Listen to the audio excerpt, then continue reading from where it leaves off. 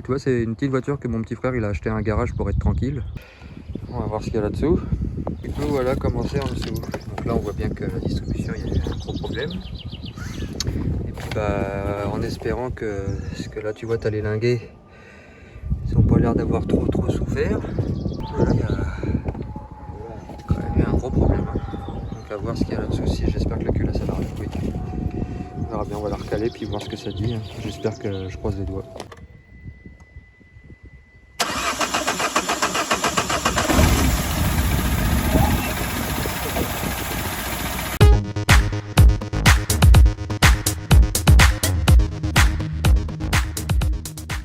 Alors, qu'est-ce qui s'est passé? Tout simplement, avant d'attaquer quoi que ce soit dessus, fallait que je sache quelque chose de très important. Fallait que je sache si dedans c'était pété. Parce que je te rappelle que la distribution était complètement dans le sac. Donc fallait absolument que je sache si les soupapes avaient souffert, si les pistons avaient souffert. Fallait que je sache si le moteur tournait encore. Parce que s'il claquait dans tous les sens, c'était pas la peine que je m'acharne dessus. Maintenant, on a la preuve que ça fonctionne. Alors qu'est-ce que j'ai fait? Donc du coup, tu as les deux poulies d'arbre à cam. Hein, on est d'accord, donc on est sur un 16 soupape, donc tu as deux arbres à cam, un d'admission, un d'échappement. Et dans le bout ici, là, tu as des plats. D'accord? Alors tu as trois plats et un arrondi. Trois plats, un arrondi. Regarde. Un plat, deux plats, trois plats. Et la troisième partie, on la voit pas, mais elle est arrondie. Donc en fin de compte, tu as un arrondi, un plat, un plat, un plat. J'ai regardé des vidéos de comment était calé l'arbre à cam. Et en fin de compte, si tu veux, l'appareil qui vient dessus, c'est ça. Ok? Lui, c'est lui qui sert à caler l'arbre à cam, tu vois? Il vient comme ça. Ok? Il vient à cheval sur cette pièce-là. Donc moi, pour savoir si mon arbre à cam était bien... Enfin, vu que là déjà, moi, ça avait sauté, puisqu'en fin de compte, c'est cette pièce-là. Celle-ci. Normalement, qui est posée ici et qui sert de guide pour la chaîne. Et en fin de compte, c'est ça qui s'est complètement arraché et qui est passé dans la distribution. Donc je te fais pas de dessin. Toute cette partie-là, bah, ça s'est complètement désynchronisé parce qu'en fin de compte, j'ai la pièce, elle est venue se coincer sous la chaîne. Elle est venue se coincer dans la poulie et du coup, ça m'a décalé la distribution. Bon, par chance, tu as entendu dans les vidéos, ce que j'ai fait, c'est que je me suis fié à cette fameuse cale pour caler les arbres à cam sur les deux et qu'il fallait en gros que les deux plats soient à la verticale. Donc ce que j'ai fait, c'est que je les ai grossièrement mis tous les deux à la verticale, j'ai recalé la chaîne comme ça, et j'ai démarré pour voir si le moteur tournait sans trop de problèmes. Du coup, chance inouïe parce que bah, il tourne, donc déjà je me dis le moteur est sauvé. Par contre, je le laisse pas tourner comme ça parce que bah, tous les morceaux qui étaient avec, et bah, tout est quelque part tombé là-dedans. Donc déjà, il faut que j'arrive à démonter en bas pour enlever tous les morceaux, que je démonte le carter d'huile parce qu'il faut absolument que je récupère toute la cochonnerie qui est tombée dedans, parce qu'il doit y avoir des bouts de ferraille, des bouts de plastique. Donc forcément, le bout de plastique, tout ça, c'est parti quelque part. Donc récupérer tout ça pour pas que ça aille se coincer de nouveau dans la distribution. Ensuite, ce que je vais faire, je vais recaler le moteur sur les piges. Donc celle-ci est en dessous la pige de Villebrequin, qui est là, tu vois, sur le volant moteur pour pouvoir piger le moteur complet. Donc vu ce qui s'est passé, tu comprends bien que je suis obligé de remplacer le kit distri complet. Je ne l'ai pas fait avant puisque ça servait à rien que j'achète un kit distribution neuf si le moteur était mort, parce que financièrement ça valait absolument pas le coup. Mécaniquement c'est faisable, hein, mais commencer à remplacer les soupapes, les pistons ou des choses comme ça, ça va devenir hors de prix. Honnêtement, pour un moteur comme ça, je ne l'aurais pas fait du tout. Donc voilà, donc je ne vous dirai pas qui a vendu cette voiture, ça fait 1 an. Ça fait la deuxième fois qu'il m'arrive quelque chose. Bon, le camion, c'est pas trop grave, c'était de la carrosserie, ça s'est réparé, et puis c'était un véhicule assez vieux, même si c'est cher, mais c'était un véhicule assez vieux. Là, ce qui m'embête, c'est que ça a été vendu par un garage. C'était censé être garanti 3 mois. Et au final, mon petit frère, il a roulé avec la voiture. Enfin, en gros, la voiture a été plus souvent remorquée par son assurance pour être mise dans ce garage-là que à rouler. Parce qu'il n'a pratiquement pas fait beaucoup de bornes avec. Donc là, déjà, je suis extrêmement content de pouvoir réparer le véhicule. Par contre, j'avais promis que je mettrais une cacahuète à ce garage-là. Je dirais pas son nom parce que j'ai pas le droit, Mais la seule chose que je peux vous dire, c'est que si vous connaissez la région Rhône-Alpes et que vous connaissez la région de Vulbens, n'achetez pas de voiture là-bas. Bon allez, au boulot, ça va pas se faire tout seul. Allez, on commence par tourner le vilebrequin et mettre le moteur en point Moreau.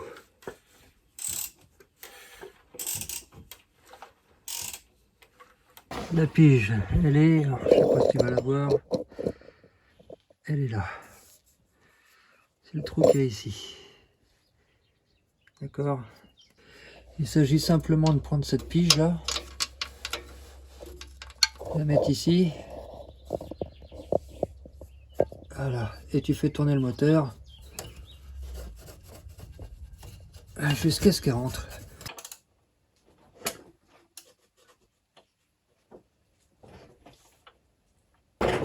Voilà. Le vilebrequin est calé. Là, je suis aligné droit. Là, je suis aligné droit. Tu vois, donc le plat en haut et l'arrondi en bas. Donc maintenant, ma pige devrait y aller. Si ça va pas trop bouger. Puisque, après l'avoir calé, j'ai voulu le remettre en route. Donc, vu qu'il manquait un bout du tendeur, c'est possible que ce soit pas tout à fait en face. On va le démonter. Parce qu'en fin de compte, c'est une pige qui est en deux morceaux.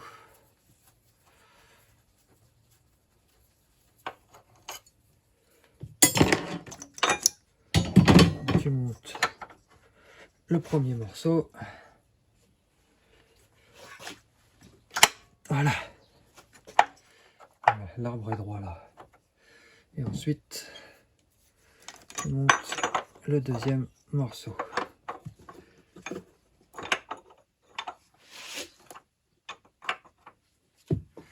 Tu assembles les deux.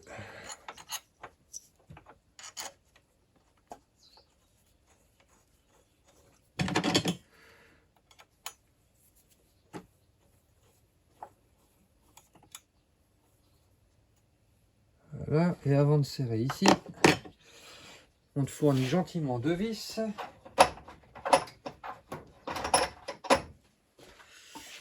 Pour tenir ta pige.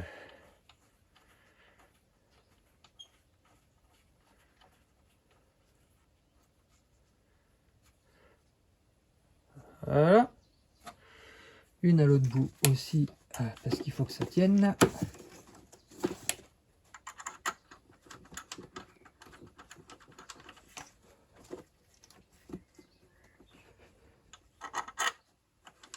Alors ce moteur là, niveau réputation, on va pas dire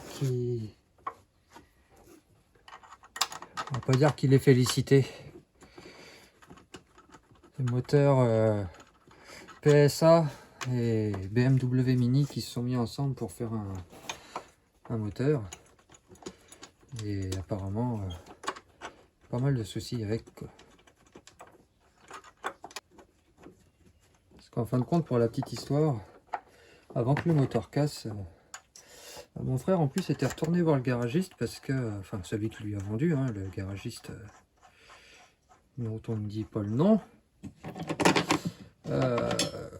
parce que la voiture faisait un petit bruit métallique et comment dire, il avait eu le message d'erreur déphasage arbre à cam. Alors déphasage arbre à cam parce qu'en fin de compte sur le bout de l'arbre à cam tu as des cales, un peu comme un volant, un capteur Pomoro, un capteur PMH. Qui calcule, enfin en gros tu as un capteur sur le dessus là pour chaque arbre à cam et tu dois avoir le calculateur doit avoir une synchronisation entre les deux, donc déphasage arbre à cam en fin de compte ça veut juste dire qu'il y avait un problème de synchronisation, donc il avait déjà certainement commencé à se décaler un petit peu. Donc là je vais serrer les deux vis qui tiennent le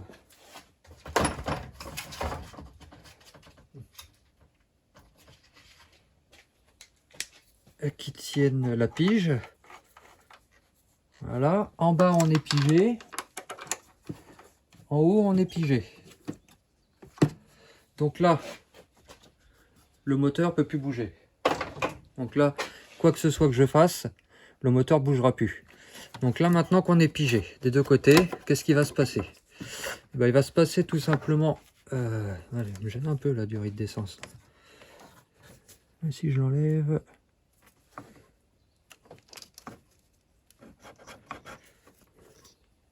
Oh, qu'est-ce que j'adore leurs clips, c'est jamais les mêmes. Ouais, bah, je vais la laisser. Pour enlever les poulies d'arbre à cam, je vais enlever les deux poulies. D'accord? Comme ça, ma chaîne, faut que je la tienne parce qu'elle va tomber dans le fond. Que ma chaîne se barre, donc je mets un tendeur.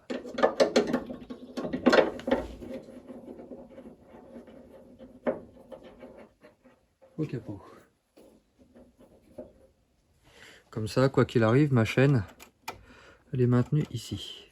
Parce qu'il faut que j'aille démonter le tendeur qui est vraiment derrière. Oh putain, l'accès, démonter complètement la boîte à air là. En fait, parce que du coup, le tendeur, lui, il est derrière là. Hein. Et le tendeur, à quoi il ressemble? Bah, il ressemble à ça. Tu vois.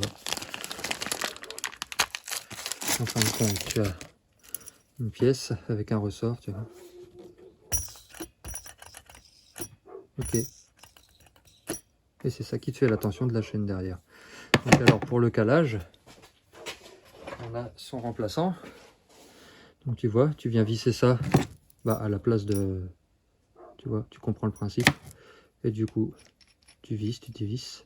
Et c'est ça qui va te faire la tension de la chaîne avant de serrer tes poulies. Parce que je te rappelle qu'il n'y a aucune poulie 4 clavettes. Hein, c'est que des poulies folles. Donc là, dès l'instant que je vais desserrer là et desserrer là, il n'y a pas de cam. Donc faut le recaler exactement pareil qu'il était calé avant. Je prends ma clé à choc vite fait, je démonte la poulie dampeur. Du coup, je vais défaire la courroie accessoire et enlever la poulie dampeur pour avoir accès au pignon de vilebrequin qui se trouve derrière. Bon, pour déposer la courroie accessoire, donc pas très dur, le tendeur il est là. Clé de 30. Clé de 30 plate sur le bout. Hop là. Tu tires, ça détend. Tu as le trou qu'il y a ici là. Donc je vais desserrer et pousser. J'ai besoin de mes deux mains. Et pousser pour le verrouiller détendu. Je vais enlever déjà par les 3 vis là. Je préfère l'enlever comme ça en 2 fois. Comme ça je fais tomber la courroie à côté. Et je vois déjà comment c'est derrière. Ce que je te rappelle, c'est la première fois que je le fais. Oh oh. C'est pas la bonne. C'est du combien ça? Torx de 12. Il faut du torx de 10. J'ai pas de torx de 10.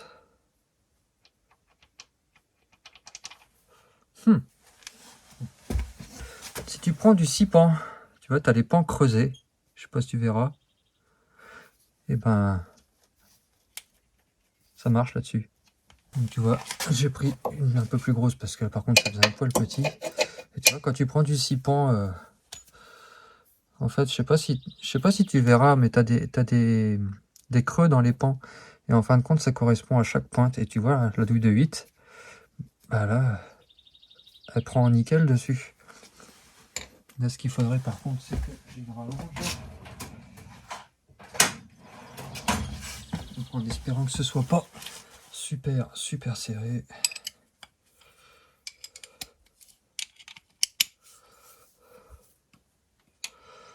Je dis bien en espérant.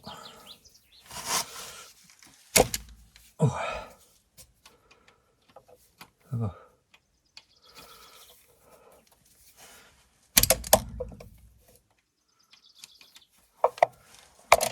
Et j'ai l'impression que, vu toute l'huile qui est en bas, j'ai l'impression que le joint torique là, il n'est pas tellement étanche. Donc là,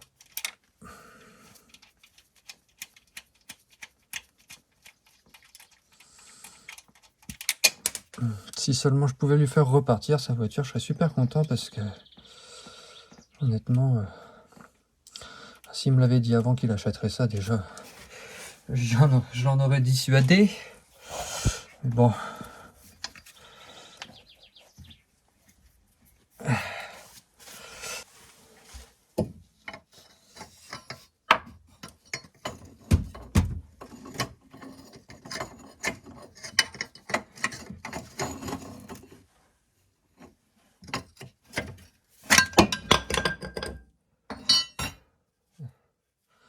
Donc là, la poulie dampeur.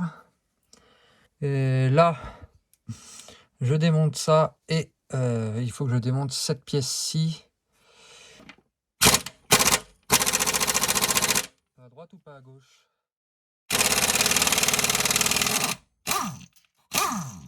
Voilà. Comme ça, j'ai ça.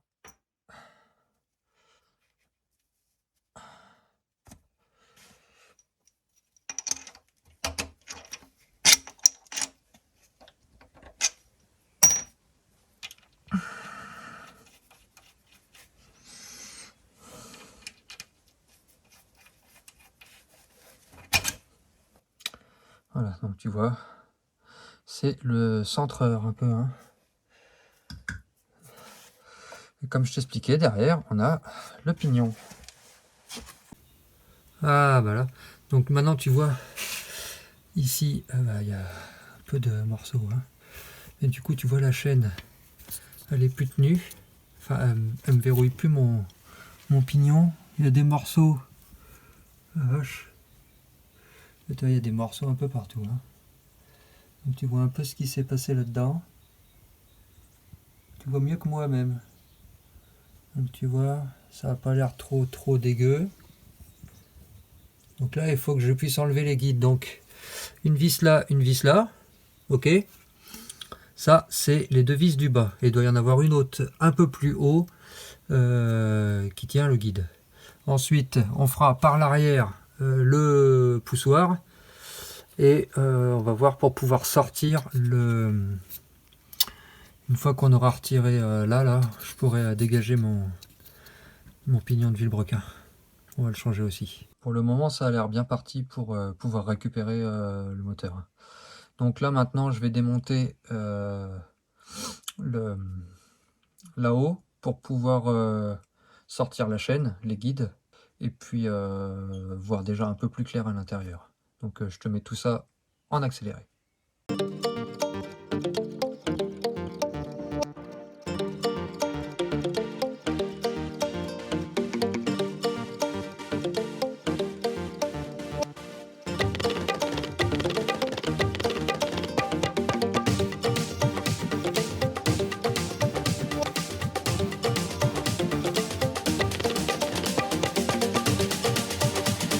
Alors du coup, pour pouvoir enlever celui-là, je vais déjà enlever tout le support moteur là, pour pouvoir voir ce que je vais faire, c'est que je vais mettre le cri sous le moteur pour pouvoir le soulever un petit peu, pour libérer le support, que ça force pas dessus, et puis après les deux vis là pour enlever le chapeau supérieur, ces quatre vis là pour enlever cette partie là, ou alors directement, à moins qu'il y ait une vis derrière, j'ai pas l'impression, je peux enlever directement les quatre là, celle-là, celle-là, celle-là, celle-là, je verrai bien quoi.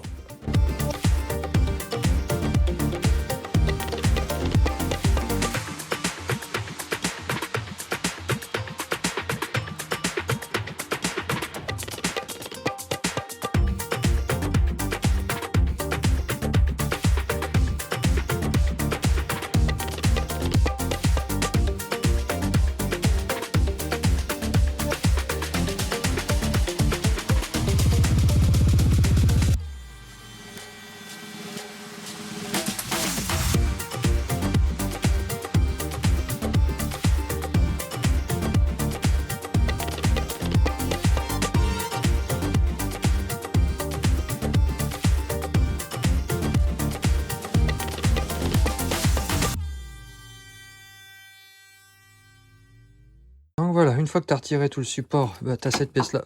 Là, elle tient encore, c'est parce qu'en fait, tu as un câble qui est accroché dessus et j'ai pas envie de m'amuser à tout remettre. Donc je l'ai laissé, tu vois, la vis est là, qui tient le guide.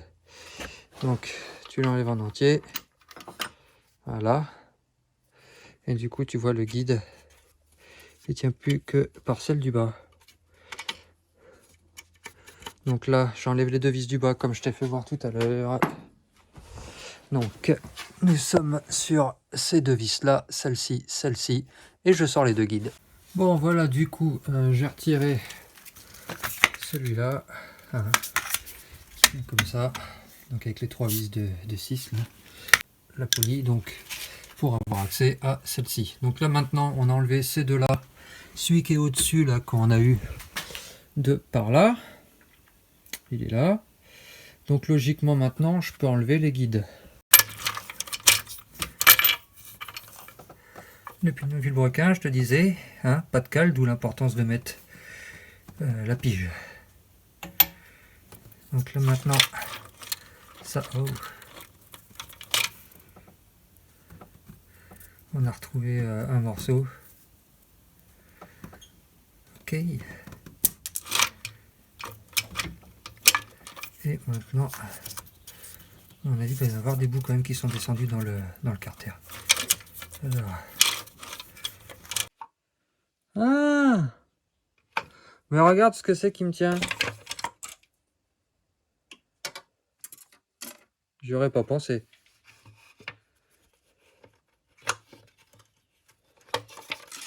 C'est la jauge à huile. Elle passe dedans. Allez, c'est pour ça qu'il tenait. Bon, alors du coup, les dégâts. Ben, on a le bout là qui a morflé un peu. Ici aussi. Un peu de limaille.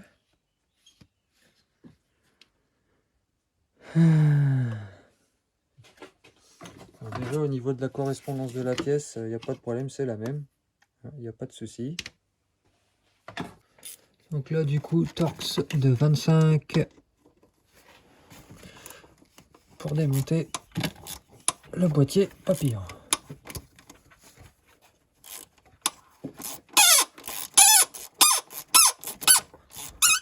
Oui. Elle veut pas, hein. C'est Queen.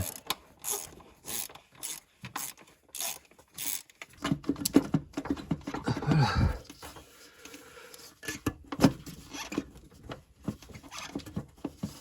D'accord. Bon. Voilà. On a enlevé le boîtier papillon. On peut enlever le poussoir.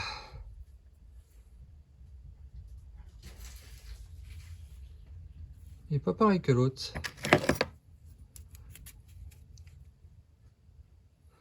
Celui-ci, il a un trou sur le dessus.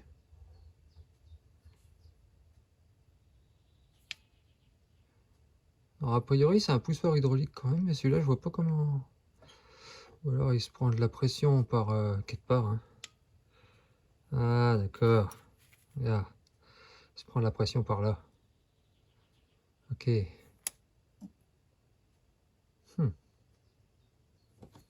Du coup, je mets en place mon outil. Je le ramène à fond pour pas qu'il me gêne.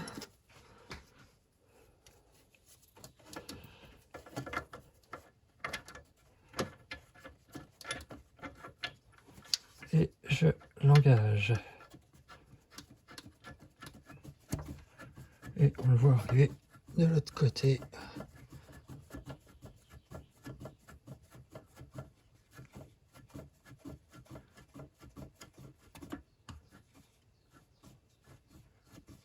Ah, voilà.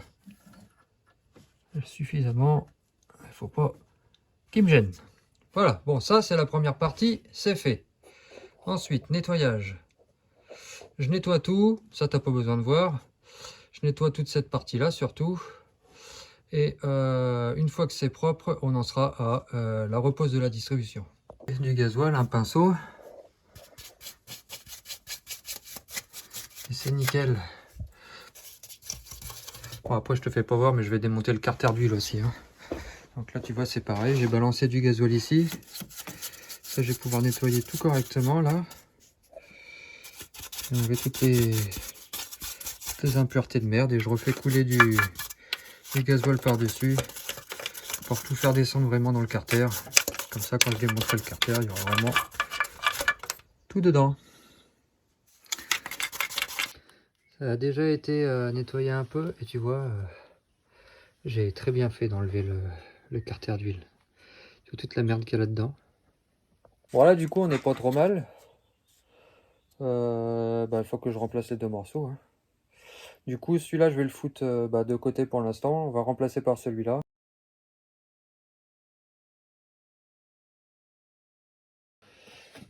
Donc pour la distrie, rien de compliqué. Du coup, on a le guide qui est prêt, qui va dans ce sens-là.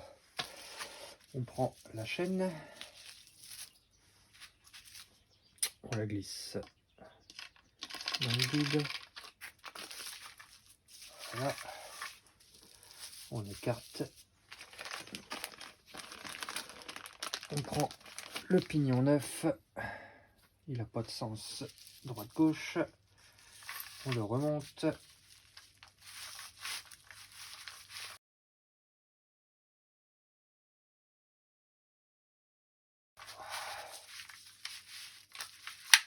Voilà. Et on vient coincer le pignon dedans. Voilà, le pignon, il est coincé. Ensuite, on va venir remettre la distribution dans son trou. Donc dans le bon sens. Le guide le plus long vers toi. Donc là, c'est assemblé. On redescend. On le glisse dedans. Et en bas,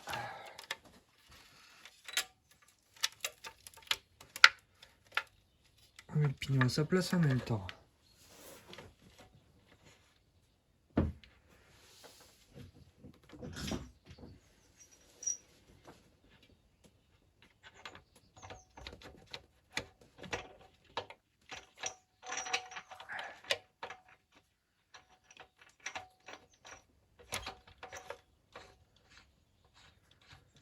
Donc, je mets ça juste pour maintenir le pignon plus ou moins à sa place.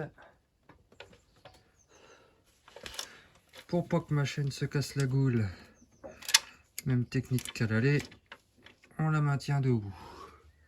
Ok. Ensuite, on chope les vis. On met la première à sa place.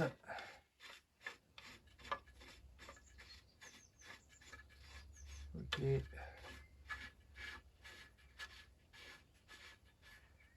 serrage, c'est pas gênant, on le fera après. Ce qui compte pour l'instant, c'est surtout que tout soit à sa place. Voilà. Et le deuxième guide, on le décale. Ah.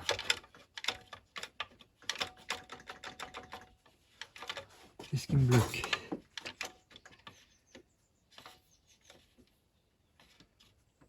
Pourquoi il s'ouvre pas ce con? Ah, il y a un truc qui va pas. Il y a un truc qui va pas plus que logiquement.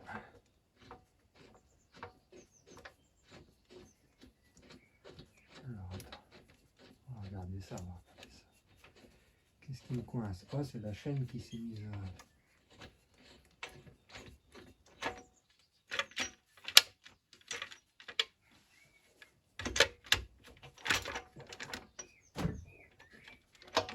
Qu'est-ce qui me tient?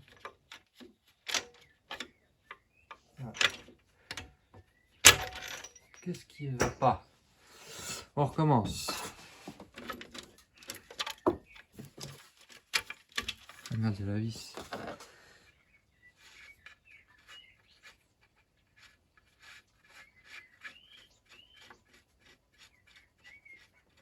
Un truc qui a du mal à se mettre dans le guide. Logiquement. Pourquoi il s'ouvre pas?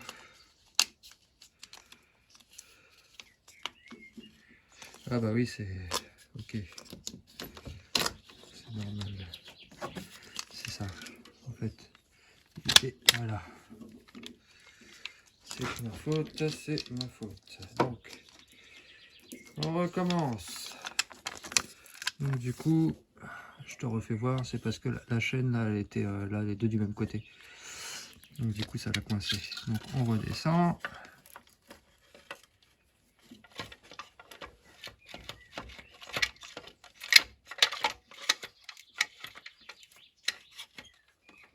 Maintenant, il descend plus. Voilà. Donc, le pignon qui va là, donc je vais commencer dans le sens, je vais remettre ça, voilà, vis numéro 1. Du coup maintenant, vis numéro 2.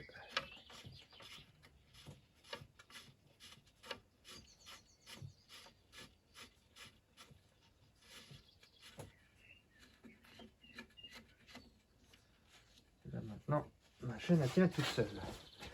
Donc du coup, là,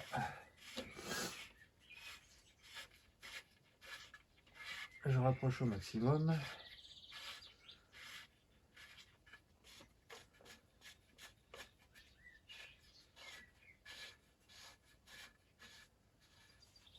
Ok.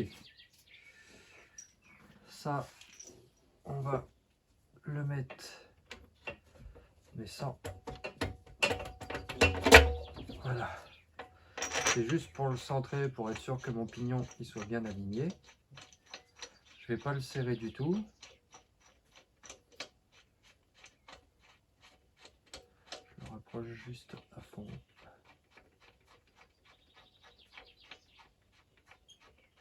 Voilà. Ensuite, il me reste une troisième vis à laquelle je n'ai pas accès puisque j'ai redescendu le moteur. Donc je la mettrai après. Pourquoi que je peux la mettre maintenant? Il faut juste que je coupe le prix. Tac, tac. Alors ça, tu fais toujours gaffe quand tu déplaces les moteurs comme ça. Faut pas forcer parce que tu as les transmissions, elles sont accrochées là.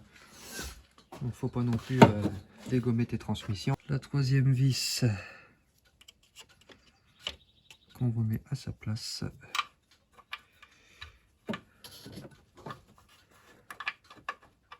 Ça, il n'y aura plus qu'à les serrer. Ensuite, on en est où? Alors, on va remettre les poulies que j'ai soigneusement notées. Nous avons la poulie d'admission.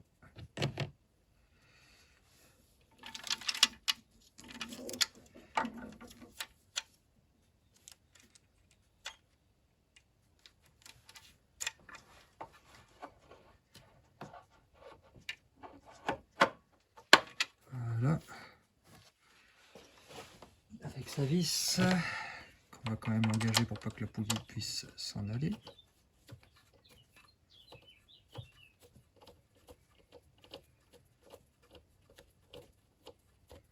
Alors juste approcher à fond.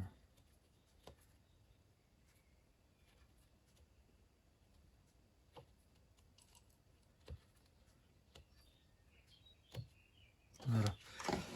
La poulie d'échappement.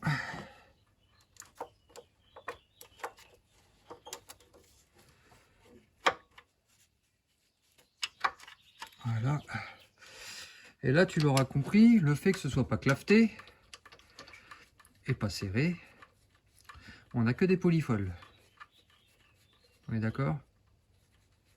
On n'a que des poulies folles. Voilà. C'est-à-dire que là, tu démarres, tout qui tourne comme ça veut, tu vois. Ok. Bon. Alors, le principe, c'est là que tu vas comprendre pourquoi il y a un tendeur dessus. Donc là, il me manque juste le guide là qu'on va mettre de ce pas.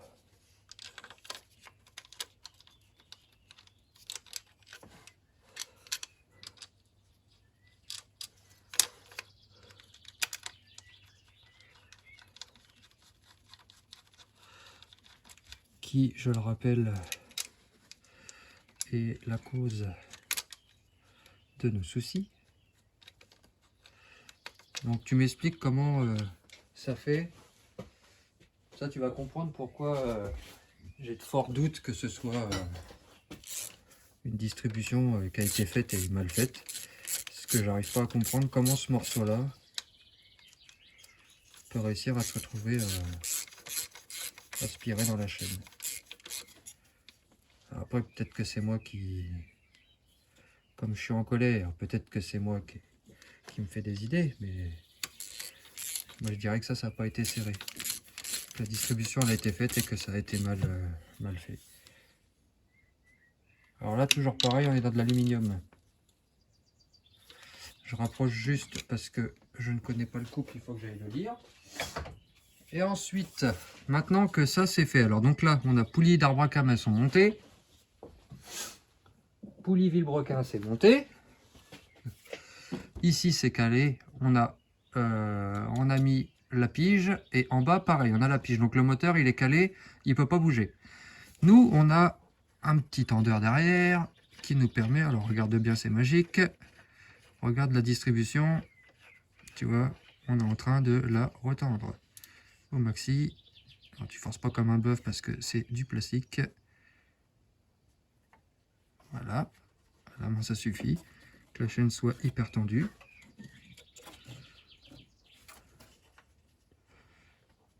Et voilà. Donc là, tu as ta distribution, elle est faite. Là où il va y avoir une importance capitale, c'est le couple de serrage ici et là. Parce que comme je te l'ai dit il y a 2 minutes, ce sont des poulies folles.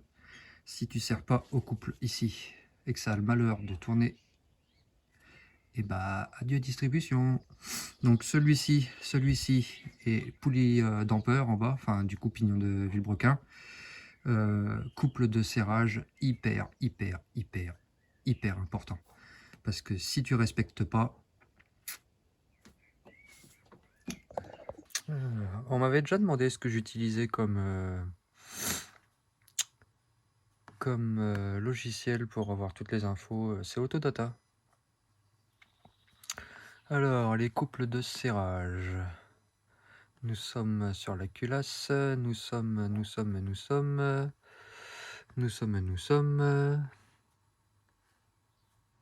Ah, attends, je suis où là? Culasse. Pompe à eau, volant moteur, on s'en fout, c'est pas ça qu'on veut. Pignon d'arbre à cames. Pignon d'arbre à cames, 20 newtons et 180 degrés. Alors.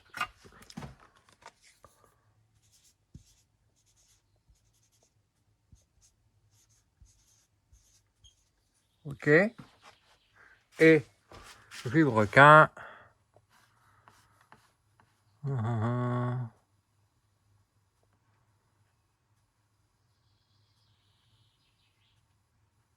Vilebrequin. 50 plus 180. Ah non. Oh, il y en a deux.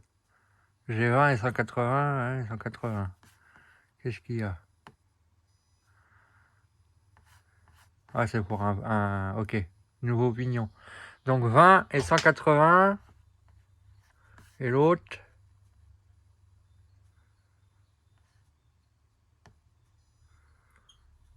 Ok. Écoute, je vais prendre le serrage le plus. Ah non, nouvelle vis. Ok, moi c'est l'ancienne. Donc 20 newtons. Ah non. Ah si. Écoute, je vais prendre le serrage le plus fort. 50 newtons et 180 degrés.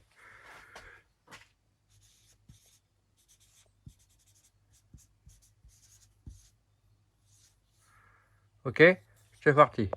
Alors 20 newtons, c'est vraiment quasi que dalle en fait. On va dire que c'est le précédent. Alors, la clé du montage électrique. On a dit 20 newtons. 20 newton-mètres.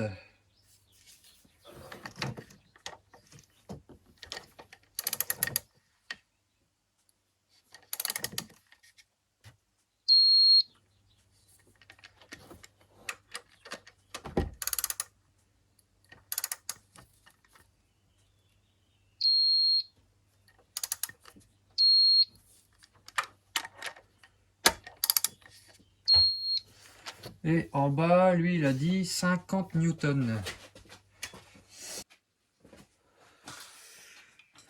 Ok.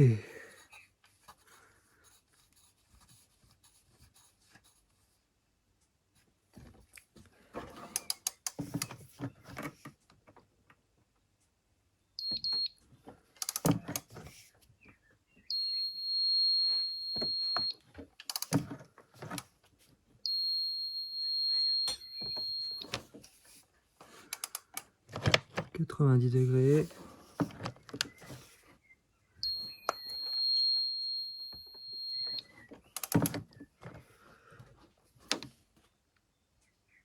Je suis à combien? 120. On va être pas loin de 150. À peine.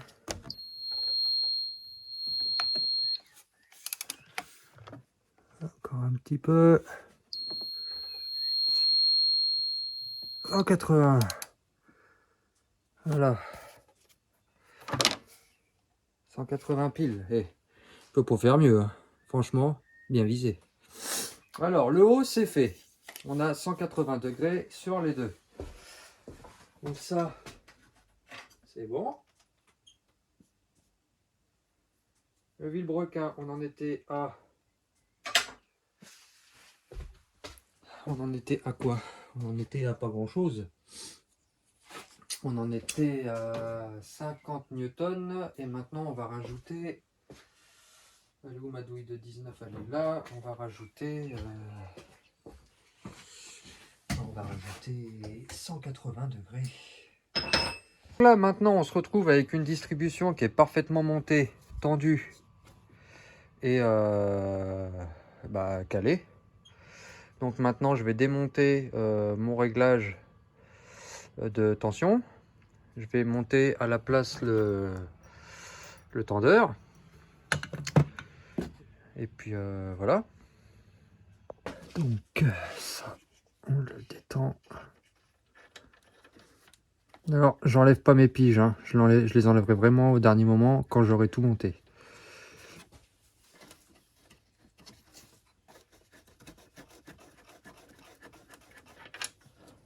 Voilà.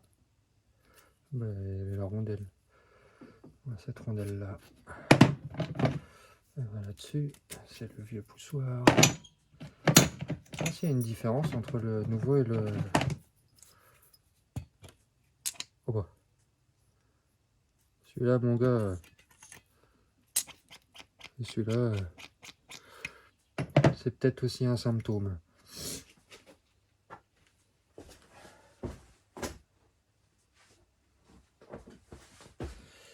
Là, je pense que ça va être tendu.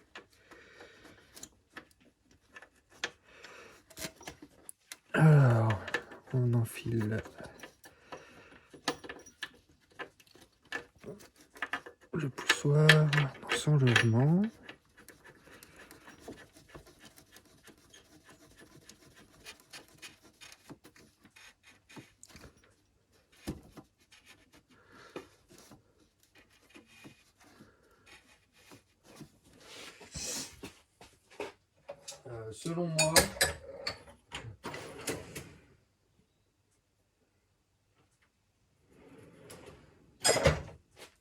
Selon moi, si tu veux diagnostiquer, entre guillemets, un tendeur qui serait pas bon, de ce que je vois,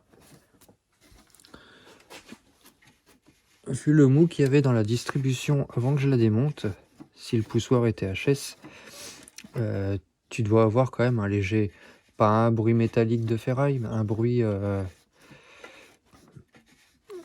de... Ça doit claquer à l'injection, je pense, hein. Tu dois entendre, l'arbre à cam, il doit pas être nickel. Et du coup, je pense que il y a moyen de le diagnostiquer avant qu'il y ait une casse. Là, je sais pas du tout. En fin de compte, ce qui m'embête là, c'est que je sais pas si je dois me diriger sur une erreur humaine. Parce que le moteur, on peut pas dire qu'il soit super bien réputé non plus. Donc je sais pas si on est sur une erreur humaine.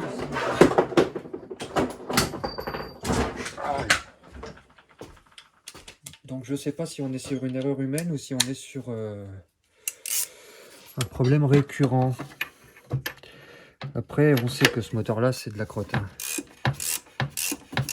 Je voudrais quand même savoir si ça marche un peu, parce que quitte à être de la crotte, au moins que ça ait un peu la patate, quoi. Et je crois que c'est le même moteur qu'il y a dans les Mini Cooper. Mais il n'a pas une super réputation. Je crois que c'est beaucoup ça, la distribution. Je crois. Bon, alors là c'est remonté, c'est tendu. Il y a le tendeur, tout. Logiquement, maintenant, je peux le dépiger. Et puis faire les 2 tours de vilebrequin pour voir s'il n'y a rien qui gêne. Parce que ça, tu le fais tout le temps. En fin de compte, tu fais toujours 2 tours de vilebrequin, puisque quand tu fais un tour de vilebrequin, tu fais un demi-tour d'arbre à came. Parce que tu as bien vu, le pignon d'arbre à came il est 2 fois plus gros que celui de vilebrequin. Donc en fait, si tu veux faire un cycle complet, c'est 2 tours d'arbre à came. 2 tours, pardon. Si tu veux faire un cycle complet, c'est 2 tours de vilebrequin pour faire un tour d'arbre à came. Oui, parce que un tour de vilebrequin, c'est une fois ton pignon qui monte et qui descend, enfin ton piston qui monte et qui descend. Mais il le fait 2 fois ça. Il le fait une fois pour le cycle d'allumage et il le fait une fois pour le cycle d'échappement. Donc du coup, c'est pour ça que tu fais 2 tours de vilebrequin pour un tour d'arbre à came.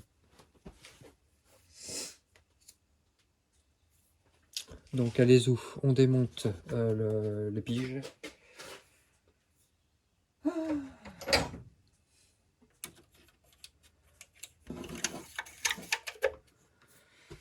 Ça. Bon. Tout est remonté. Boîte à air, tout le tralala, support moteur. Il me reste plus qu'à remonter le couvercle que j'ai repeint, refait, tralali tralala. Parce que du coup il avait éclaté tout là, donc je l'ai réparé. Parce que ça vaut 160 balles je crois le cash, un truc comme ça. Donc, trop cher pour en remettre un neuf on va dire. Et il est hyper pénible à remettre. Parce qu'en fin de compte, tu as tout le faisceau qui passe autour.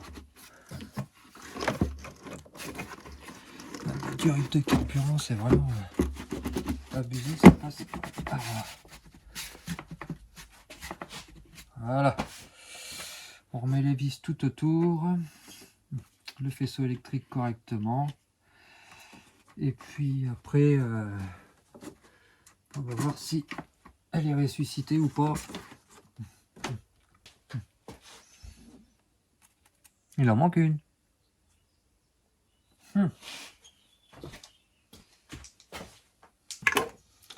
Les bobines, alors comme je te disais, tu peux pas te tromper dans l'ordre, puisque si tu suis le faisceau, tu es obligé de les suivre. Si tu n'es pas sûr de toi, tu les repères, si tu préfères. Il y en a qui aiment repérer plutôt que de se fier au faisceau. Là, en l'occurrence, le faisceau est relativement bien fait, on ne peut pas trop se tromper.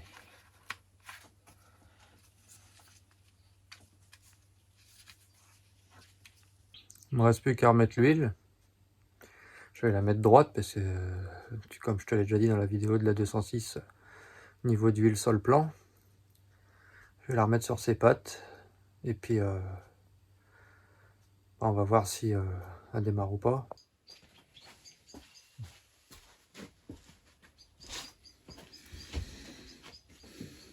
Bon, 1 an à attendre devant ce garage, savoir quel serait son sort.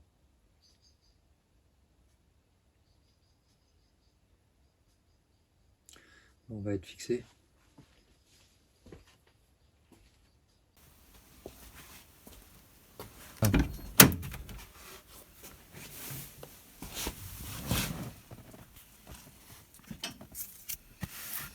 Bon bah croisons les doigts. Hein.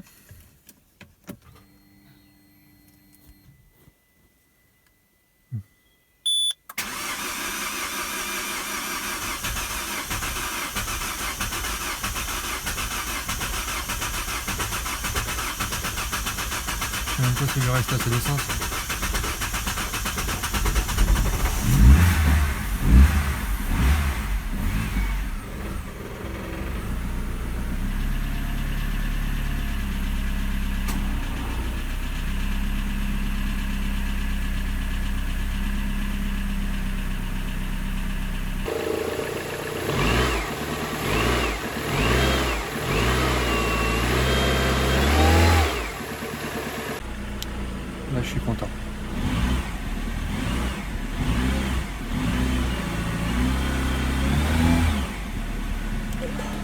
respire. Du coup, ce moteur, il a vraiment beaucoup de chance. Parce que honnêtement, quand on voit l'état dans lequel était la distribution, j'ai eu vraiment beaucoup de chance qu'il n'y ait pas eu de casse. Du coup, tu as toutes les infos si ça t'arrive, parce que malheureusement, ça n'a pas l'air d'être un moteur super réputé de fiabilité. Donc si jamais ça t'arrive et que tu veux savoir si le moteur est mort ou si tu dois en arriver à l'extrême, c'est-à-dire le remplacer directement, j'espère que ce tuto, c'est pas vraiment un tuto, mais bon, ça fait des renseignements que des fois on aimerait bien avoir. Et puis moi de mon côté, on va procéder aux essais. On va attendre un petit peu, faire quelques kilomètres, voir si ça tient, et puis voilà. En attendant, je vous dis à très bientôt. Allez, salut, à la prochaine.